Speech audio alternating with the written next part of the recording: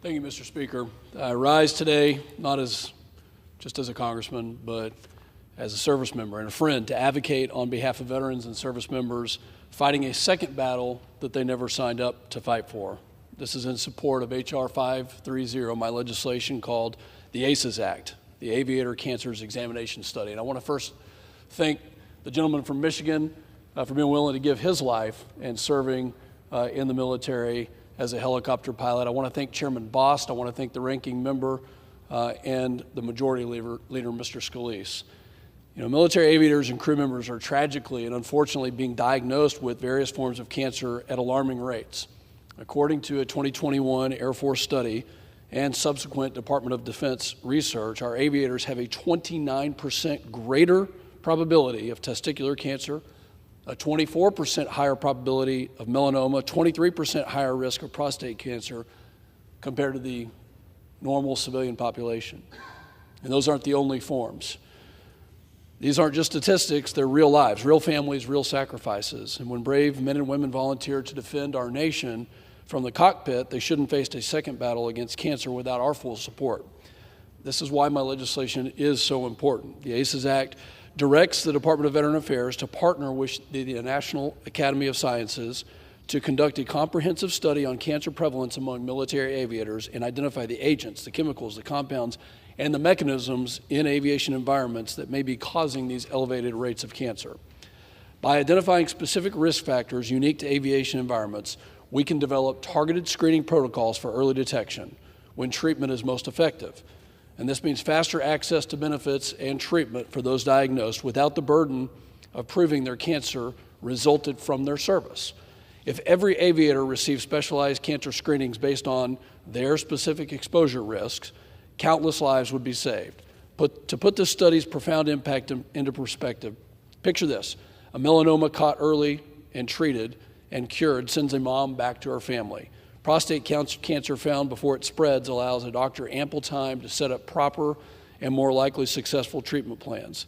A testicular tumor found and removed in a routine screening designed for pilots versus in an emergency room situation gives the dad a chance to eat around the table with his family for years to come.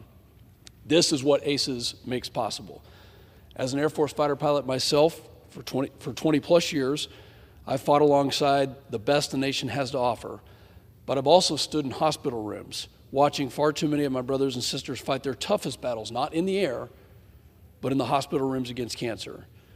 And today I'm honored to be joined by a group of extraordinary heroes from our Air Force and our Navy, Americans who have raised their hand in support of our nation and volunteered to serve as pilots. These patriots who defended our skies are now fighting for their lives. The ACEs Act is for them. It's for the families of those fighting who spend countless hours at the hospital and treatment centers and surrender everything to care for their loved ones and keep hope alive. It's for those that we've already lost, whose names we will always remember, who I will always remember in my heart. And it's for my dear friend, Colonel Andy Pablo Shurtleff, an F-22 fighter pilot, a brother in arms who at this very moment is fighting for his life against cancer. In March, Colonel Shurtleff testified before the Subcommittee on Disability Assistance and Memorial Affairs, sharing how a promising career was cut short after a sudden diagnosis. And he explained that the earlier understanding of what causes cancer among pilots could have led to an earlier diagnosis in him, one that could have very well been instrumental in his treatment. The ACEs Act has the support of over 20 veterans organizations, cancer advocacy groups, and medical experts because they recognize what's at stake. This isn't a partisan issue. It's about fulfilling a promise that our country made to those who are willing to serve, a promise that when someone serves our nation, we will serve them in return. Every day we wait means more aviators receiving life-altering diagnoses without understanding why, more families devastated by uncertainty, and more veterans fighting for the care they deserve. It's time to acknowledge the true cost of aviation service. The ACEs Act is not just a bill. It's a lifeline for those who have already given so much for our freedom. It's a moral obligation, and it's a message to every pilot who's ever put on that flight suit to protect our skies, that we see you and we hear you, that we're here to also do the right thing. You know, when I signed up to run for Congress, this issue was on my heart. When I signed up as a member of the Air Force, I didn't know that this was a potential issue. But there are groups out there like the River Rats, led by so many amazing pilots, men and women who were ready to give their lives, who are now trying to do the right thing. Mr. Aztec, Vince Alcazar, is one of those people who has really led on this issue.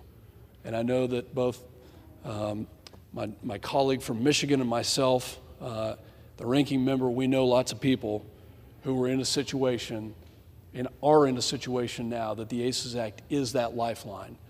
I want to urge my colleagues in the Senate that once we pass this on the House floor today, I want to urge my colleagues in the Senate to do the right thing, to act this week. Let's send H.R. 530 to the President's desk this week and have it signed into law. Let's do something that many Americans think isn't possible, and that's act with speed inside the U.S. Congress. Let's keep our mock-up and do the right thing and send this to the Senate, get it passed, and get it to the President's door. I want to thank the chairman of the House VA Committee, Mr. Bost, and the Majority Leader, Mr. Steve Scalise, for acting with speed, for acting aggressively and keeping their mock-up, and I urge my colleagues to support this legislation and yield back. Gentleman from